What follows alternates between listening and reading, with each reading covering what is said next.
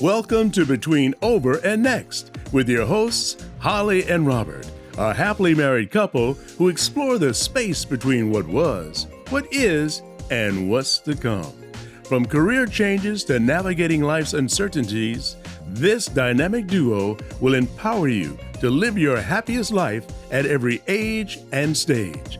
So, get ready because your journey with Holli and Robert starts now. Hello, everyone, and welcome to Between Over and Next. Hi, Holli. Hi, Robert. So today, as we've talked about in the past, and is really kind of one of the things that we focus on, is the pivot. And, you know, when Holli first presented this topic as a pivot, I said, like, I'm not sure about this. But then as we began to research and find our expert to talk about divorce, I realized that it really is just another pivot. And like every other pivot in your life, how you approach it, how you prepare for it, the people that you choose to help you through the process will make all of the difference in the world to how successful the outcome is. And I think if you approach it and you look at it that way, I think there is a much higher chance that you'll come out on the other end in not such a bad situation. Because, you know, let's face it, the percentages Pretty not high. so good, pretty high, right? Huh? Yeah, 40 to 50%. Coming from the wedding world, right? You know, we happy. you know, happy beginnings. happy, and I have to say, and I've had wedding clients, if you remember, a couple of wedding clients where I've done second weddings. Yes. You know, for them. I did such an amazing job on the video the first time. Right. That even though the marriage fell apart, they still wanted me for the second one. But importantly, we like to share stories, and we want to focus on the changes that occur in people's lives. And divorce is something that does impact a lot of people. You undoubtedly have friends and family that are going through it, have gone through it, and maybe more than once with varied outcomes. So with a remarkable personal background, our guest today, Sal Simeone, has emerged in recent years as one of Northern New Jersey's leading matrimonial lawyers. And not just that, but as we discovered, and as you will too, he had his own personal pivots that he had to take, which were a non-traditional pathway to his becoming an attorney. So we're really lucky to have him on the show today. So let's meet Sal Simeone. Hi, Sal. Thanks so much for joining us today. Hello, Robert. Hello, Holly. Thanks for having me. So, you know, it was very interesting when Holly and I were researching your podcast and your interview. You know, we thought really that the pivot that we would be talking about would be solely related to divorce, right? Because that's the focus of today. But it wasn't until we learned about your story, your personal story, and how many personal pivots you had leading up to your professional career. So why don't we start with that? Why don't you take us through a little bit of your pivot history in your personal life? In high school, I was a three-sport athlete, you know, captain of the team, big man on campus, BMOC. Coming out of high school, there was a lot of expectations for me. Well, unfortunately, those expectations did not take place. I had a small scholarship to Springfield College, which lasted a few days. Came home. I didn't like it away for a football scholarship. Came home, went to Montclair State for about 2 semesters, didn't do so well. Ended up leaving college at about 19 and never going back until I was 25 years old. I didn't get my proverbial act together until I was about 25. I had been married for about a year or so and decided that I couldn't just continue to flounder. So I had been working as a U.S. mailman in Morristown for a couple of years and when I first got married, and decided that with the help of a lot of people that I needed to move on from there. Even though I stayed as a mailman for the next 11 years, I decided to go back to college at night. So I delivered the mail in Morristown during the day on Washington Street, where there was about 40 or 50 lawyers. And then at night, I would go to college. I started off at Morris County, went there. I went to St. Peter's in Jersey City for a semester or two, and ended up getting my undergrad at Rutgers in Newark, all at night. And it probably took me about 6 years. And then from graduating at Rutgers, I applied to law school. Thought I was going to get into law school in New Jersey and things would be smooth. Didn't happen. Had to go to Harrisburg, Pennsylvania, go to Widener Law School. I was married, had to live in Widener and come home on weekends. So I was out there for a year, first year of law school. At night, worked for UPS during the day, not the Postal Service, but UPS. I went to the rival. And then came back to Jersey as I got transferred into Seton Hall. I was accepted into Seton Hall Law for a sophomore year, and I began my law school at night at Seton Hall, got my job back at the U.S. Post Office, and worked again during the day, 6:30 to 2:30, 3 o'clock, came home for an hour or two, and then got down to the North Campus of Seton Hall Law School Monday, Wednesday, and then Saturday morning. Night school was Monday, Wednesday, 6 to 10, Saturday, 9 to 1. Now, thinking back, your first undergraduate experience, was law part of that picture? My grandfather was a lawyer. I'm named after my grandfather. So law was always in my family. Salvatore Simeone, he was an attorney in East Orange. I wouldn't say that I was super tight with my grandpa Sal. I was probably closer to my grandpa Joe, who was a janitor and the elevator man in the courthouse, who opened the elevator door for my grandfather, the lawyer. But as he got older and as I got older, we did get closer. And as I worked my way through school, what am I going to do? I was an English major, which I think was really key because communication, in my opinion, is a key to everything.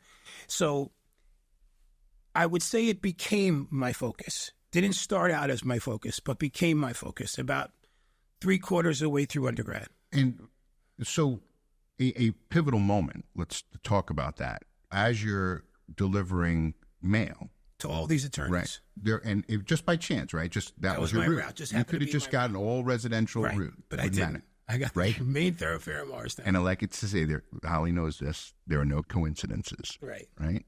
Right. And so talk to us about when it kind of clicked and when you made this connection, this contact, that changed everything for you. Well, the first stop on the route was a gentleman by the name of Larry Cutler, who happened to be at the time one of the preeminent matrimonial lawyers in the state, not just Morris County, but the state.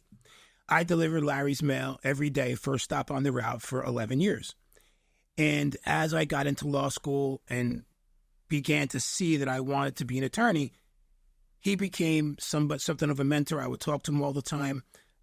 And then when I did graduate law school, I went to him to ask him if he wanted to hire me. His first response was, Sal, I'm a solo. I'm going to stay on my own.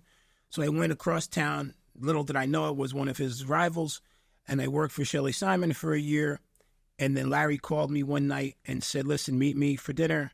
And he offered me a job as a second-year lawyer, which became sort of my legacy because I was with Larry from 96 to 2007. Ended up as his partner, ended up owning part of his firm. Larry Cutler opened up many doors for me. He was my first mentor. He was an amazing man. He still is in South Carolina these days. I owe a lot to Larry Cutler, and I think for all the young people out there listening, and even the older people, you're always going to need somebody to help you open doors. Don't say no to that. Accept that with grace because it's really necessary. I tell my kids all the time, you're going to find somebody who's going to help you get a break. Larry Cutler was one of the first for me. It's the people you meet along the way. Larry, he introduced me to the top matrimonial lawyers around as a first and second year. And I was older. I was 34 at the time. I had a little bit of an advantage over the younger lawyers who were 26, 27. I had some life experiences, which is important. But that was the first real break with Mr. Cutler. And he was the first stop on the mail route. I have a picture of me handing him his mail one year. It really was quite the story. So why divorce law? That was something that, one, Larry was a divorce lawyer. Larry Cutler was a family lawyer only and one of the best in the state. So that was my introduction. But on the other hand, growing up where I grew up in Newark, New Jersey, Vailsburg section of Newark, New Jersey, I saw a lot of petty crime. I couldn't be a prosecutor because I knew too many people who skirted the law. It would be hypocritical for me now to turn around and try to put them away. I couldn't be a criminal attorney because while I would have had many clients, it just wasn't my moral structure. I just didn't want to represent criminals and go to court as a defense attorney. Although many people told me, you're the quintessential defense attorney, you should be that. I didn't want to. I could go to the bigger law firms, but they were mostly cookie cutters. Everybody with the same blue suit. I didn't fit that mold. The only thing I really fit was being a family lawyer and being really raised by a mother and a daughter and a sister. My dad was in the house. He was always there, but he took more of a back role in my upbringing. It was my mom and my sister. And, I was always involved in their talks and what they were talking about in the neighborhood. And family law is very personal, very people-oriented. And that's who I was. And I just fit into family law. And I've been doing it now. It's my 30th year. I started in 1994. Here we are, 2024. In June, it'll be 30 years. That's terrific. So you've not only had some pivots along your professional journey, but you've also had some in your personal journey, and they are kind of related to divorce. So do you want to share a little bit about that? Sure, they're directly related to divorce. I was married once before for 19 years. I have 2 children. Alexandra is 26, and Salvatore Jr., we call him Tori in the family. He's 24. Everybody else calls him Sal. I got divorced. It must have been 2005, 2004, 2005. And, it was not something that I saw coming. It just sort of happened. We grew apart mostly from the journey to become successful. Going to school, working all day, going to school at night, going to Pennsylvania for a year. It was not easy on us. And I would just say as we grew older, we grew apart. And it was something that we had to face, and we did. And so once I got divorced, I was about, I would say 43. The next phase of my life took over. So I was single for about 7 years. And for anybody who tells you there's not life after divorce, that is not true. And I try to tell my clients that all the time. Well, they all tell me I'm never going to date, I'm never going to meet somebody, I'm never going to live again. It's not true. There is life after divorce, and you need to go out and get it with both hands, because if not, you're going to end up sitting in your house and just wasting away. So for 7 years, it was a huge adjustment for me to be single after being married for 20 years. But like everything, I adapted to it until about 7 years later when I got a phone call from my high school sweetheart, Cindy, and we started talking. And before you knew it, in a couple of years, we were together and moved in together and got married as well. I'm married to Cindy now. It's been about 12 years. And, it's been a great time with Cindy, just really enjoying ourselves. And I enjoy work. To me, being an attorney is, it's akin to competition. And I was an athlete, as I mentioned before. And, you service your clients well. Even though you look at it as a competitive thing, it brings out the best in you to be the best attorney you can be, at least for me. And that serves my clients well, because I really think that there are some attorneys out there that don't. There are some attorneys that don't have the passion, that don't have the caring that they need to have. I'm talking about family law, because in family law, people are weak, they're vulnerable, they're scared, and they need somebody who's going to be their champion, their gladiator. Men and women both. In my career, I've probably represented more women than men, maybe 75, 65%, 70% women. And I've sort of made a career out of letting women know we are not going to let your husband push you around. We are going to get you a fair deal. Your kids are not going to be used against you, because that's one of the strategies that happens in a divorce. They try to use the kids against whichever parent is the parent of primary residence. So how does one go about the process? If someone were to meet you and put their trust in you, they're lucky that they've done that. So if you were giving advice to someone who's looking for that type of representation, what's the process? Well, it's the most important part of the process, you picking your attorney. It is not like you picking your cardiologist or your surgeon. You just want them to save you, do what they have to do, and the hell with their bedside manner. In divorce law, where it's a 24/7 situation, people have emergencies at night, the kids are fighting, the husband did something, the wife did something. I give everyone my cell phone number. And one of the things you have to do when you're starting the divorce process is, one, educate yourself, but get yourself the best attorney you can get, and somebody who's paying attention when you go for your consultation. If that attorney's taking phone calls, looking at notes, that's not the attorney for you. Don't do it over video. Don't do it over the phone. Meet your attorney in person. And look, if a judge calls and your attorney has to take the phone call, that's different. The court called. But absent the court calling, there is no reason that for that hour you shouldn't have your attorney's full attention. Now, there's certain tricks or certain tips you could find good attorneys. Certified matrimonial attorneys have to have a certain level of experience. They have to pass a test. So I would say to you that if you're hiring a certified matrimonial attorney, at least from a legal acumen standpoint, you have the right person. There's also the Academy, the American Academy of Matrimonial Lawyers, which is one of the elite groups of matrimonial lawyers. And again, legal acumen, if you have an AAML lawyer, you have somebody who knows the law. Now, the second part of that is why you're meeting them. Because you could have somebody who's super book smart, knows all the law, but doesn't have people skills, doesn't have the ability to connect with you. And connection is really what the job is about, what life is about as far as I'm concerned, and how people become successful. Because if you don't have that likability quotient, I call it a likability quotient. If you don't have the ability to bring somebody in, I don't know how you're going to keep clients, because clients have a sixth sense. They know when you're not being sincere. They just know it. Clients will tell you from across the table if they feel it or if they don't. And it's wonderful when they tell you that I understand, I feel like I'm connecting with you. And there are times they don't. Maybe it's not your fault. Maybe you're just not a good fit.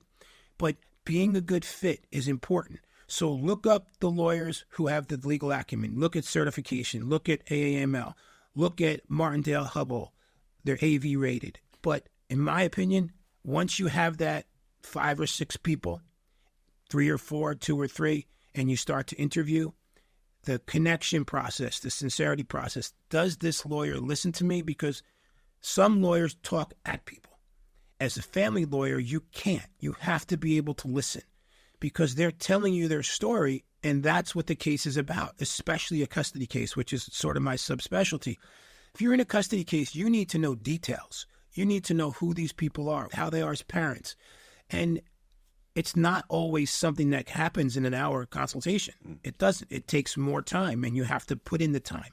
So even though it's an expensive process, if you find the right attorney, you're on your way to at least, I don't want to say a successful divorce, but maybe more palatable than it would be otherwise. Because in any situation, a divorce is difficult. Sure. And there are casualties. Yeah. So divorce can vastly be different depending on the life stage of the couple.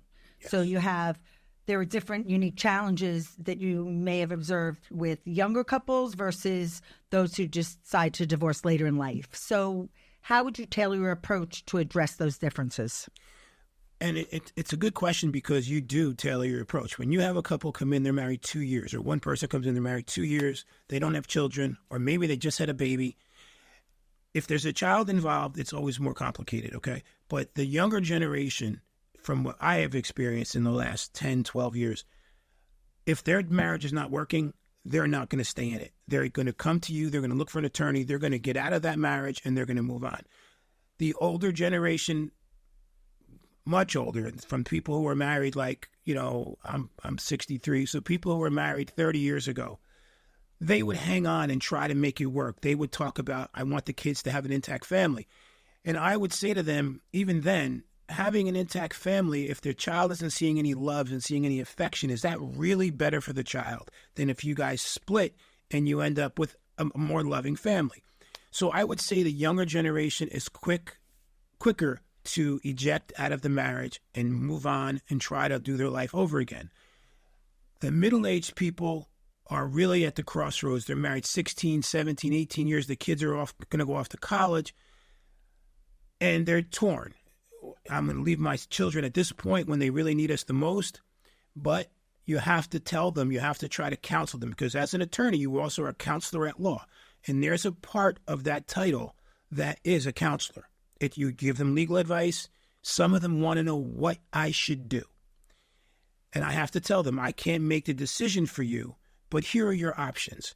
And as an attorney, you have to give people options. You can't say to somebody, well, it's 1 to 20. People want to know what you think. Give me your opinion. So if somebody asks me about custody, a father says to me, look, I've been working 60 hours a week. My wife's home with the children. Do I have a chance at custody?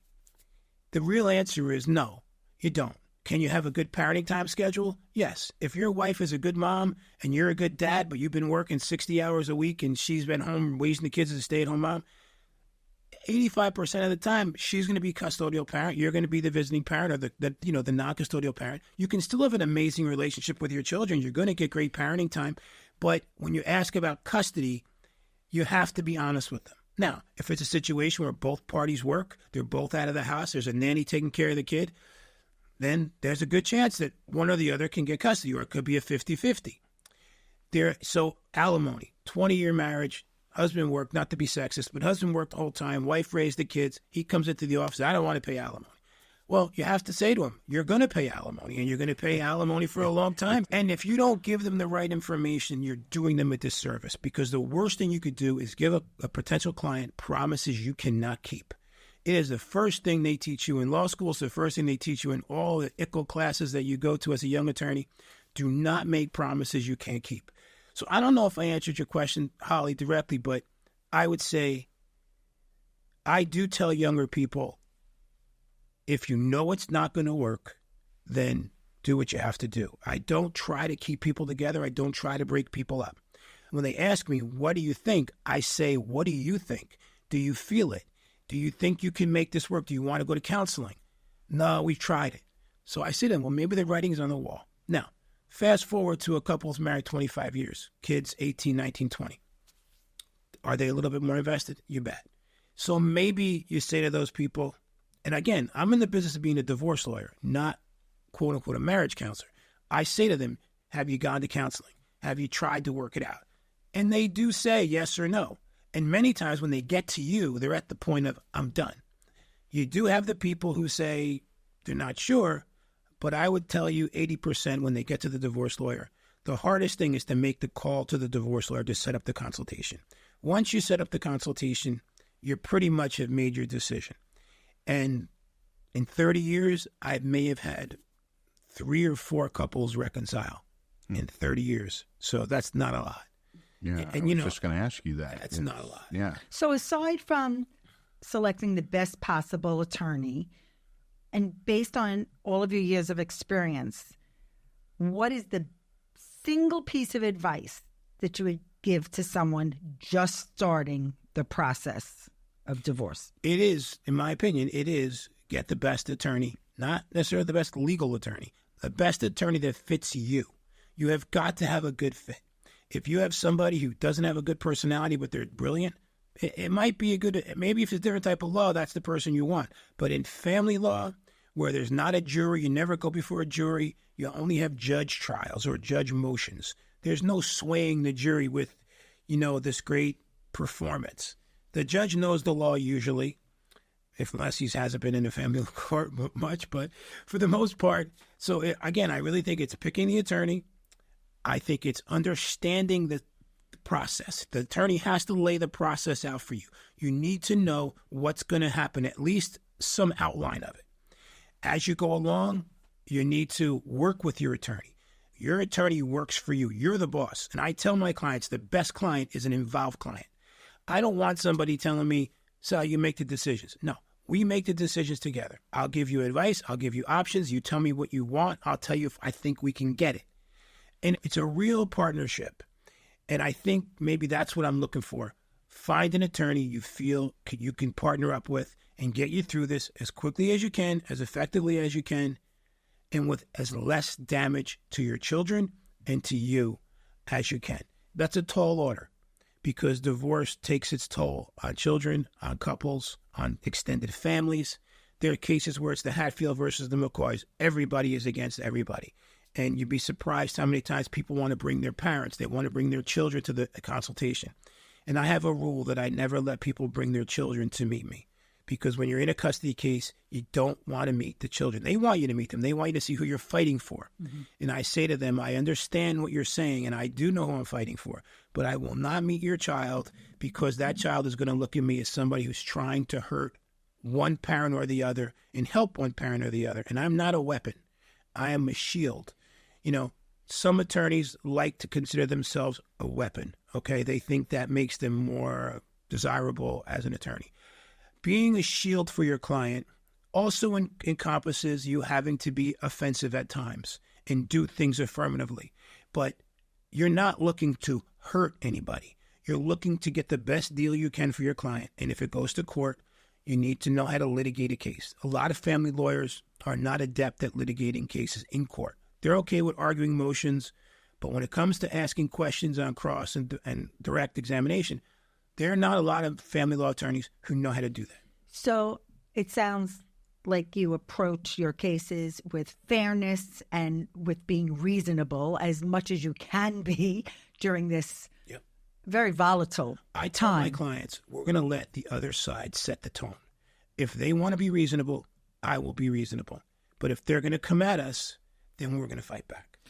So reflecting on all the cases that you've handled over the years, share with our listeners major lessons that you've learned about human relationships and the legal process of divorce that you wish more people were aware of before they enter into marriage or decide to divorce. Starting with the legal process first, I've learned that fire and brimstone is not always the way to go.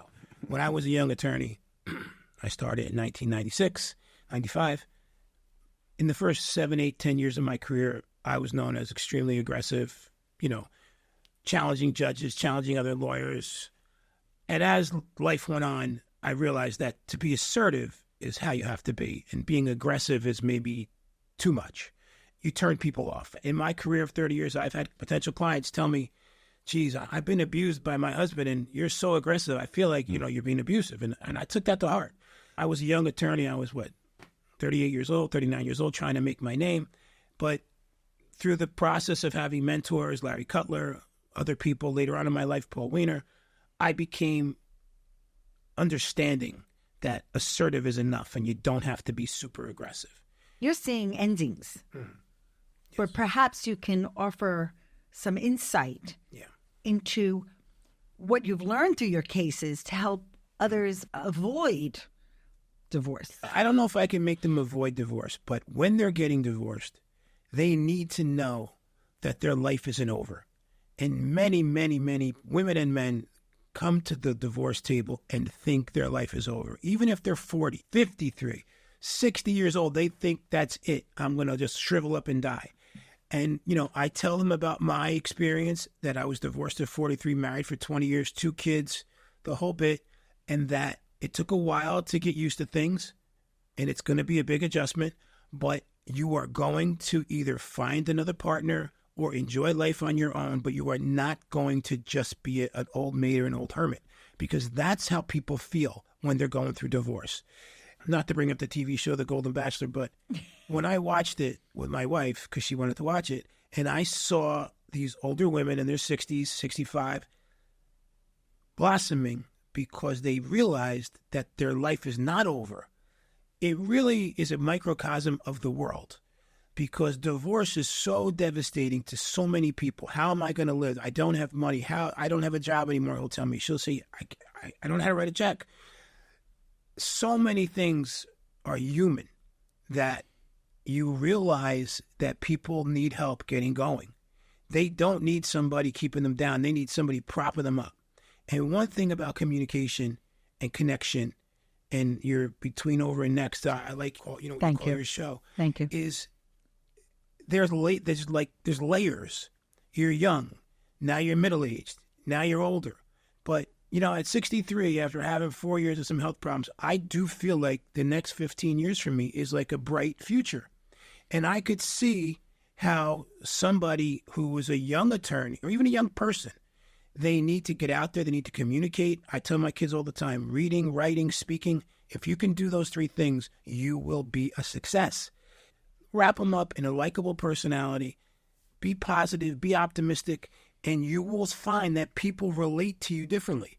Because even as an adult, when we see somebody who's sort of miserable, or I think a client comes in and they're down and they really have a dour look on their face, I say to them that you're not at a funeral. I said, this is not the end of your life. This could be the start of your life. And they don't really buy into it at first. They're right away like, yeah, sure, I know you tell everybody that. And, over time, being with me, they do understand what I'm saying because I really try to bring that to the table. And I do think it's very similar to a lot of things that happen to us in life. We get knocked down, we got to get back up. And people, I think, have a resiliency that they don't realize. And children, and being a custody lawyer, it's incredible how kids just, their parents think that they're getting, torn apart, and they are suffering. But these kids really are resilient. I mean, they really love both parents. They want both parents, no matter who's the custody parent. If there's no abuse involved, if there's not, sex or physical abuse, these kids want both parents. And more the court is looking to do 50-50s or, half-time or close to half-time, because in the old days, the dads were working all the time. And those guys who got divorced, they were like, I'll have every other weekend and maybe a night during the week. Well, the younger dads who are working from home, who have the ability to come home early, they're like, listen, I want to be involved all the way. And to the mom's credit, a lot of the moms are working. And it's, they're like, sure, of course, I need help. I'm not Superwoman. But the older thought processes have changed a lot. Well, what you're really saying is that this is for the best interest of the family as a whole. They say the best interest of the children. That's kind of the standard in family law. What's the best interest of the children? But it really is, if you can do a divorce without too much damage and get everybody on their way, that is how everybody does better in the future. Everybody's going to do okay anyway, but just trying your best to get a good deal for your client, but get them off on their way to the next life. Because second marriages are at a high percentage. They're like percent. Maybe they don't last as long as first marriages, and that is clearly because people are set in their ways. And when you marry somebody who's 55, 52, 58, if you try to change him or her, that's going to be a tough deal. So, and I've seen that. I mean, people have come to me, it's my second marriage, it's my third marriage. I'm like, okay, can you tell me a little bit about it? And they're like, it was just wrong from the beginning. I should have known. When you're 25 and 23, you don't know. And you're not going to know. You're going to have to do a little bit on faith, get married, and hope it works for the best. But when you're 50, 52, 48, 58, if you meet somebody, you need to understand, are they a compromising kind? Are they a giver? Are they a taker? Because it's just not going to work sometimes. And I think that's why the second marriages, luckily not mine, but the second marriages don't work as much as you would think. Wow. Well, Sal, thank you for sharing not only your personal journey and the multiple pivots in your life, but all of this valuable information for those who are going through what is a challenging pivot, certainly, as divorce. If you need to get divorced, get divorced. If you can put your marriage back together, then go for that. Whatever decision you make, don't be afraid of divorce. Don't be afraid of trying to make it back with your spouse. But once you see that it's not working, go find the right attorney, a match for you. Well, Sal, thank you again. I really appreciate it. I really appreciate coming. Thank you. Thank you. Thank you both. Well, I learned a few things, and there's one thing that I knew going in that I'm even feel stronger about, that I thank goodness that we are happily married and do not have to go through a divorce. But I got to tell you, if I were to go through a divorce, I think I'm much better equipped now in knowing what to do if that were ever presented to me. And certainly if there were ever a chance for me to try and help someone, I can direct them to this podcast because he really shared some great information. Yeah. Well, relationships are complex, to say the least. And each couple faces its own challenges. And there are so many reasons people likely get divorced. You definitely want to be with an attorney that has your best interests at heart. And at the end of the day, and I think this is in every business, is it's all about the people that you work with. Yeah, for sure. You have to feel comfortable. You have to feel that someone's got your back. You got to have someone to make sure that they outline all of the steps necessary to get to where you want to go. And importantly, to know that the future is going to be okay. I think about personal pivots of like being in sports and going to college for that reason, but not being a student or not being ready or not peaking yet.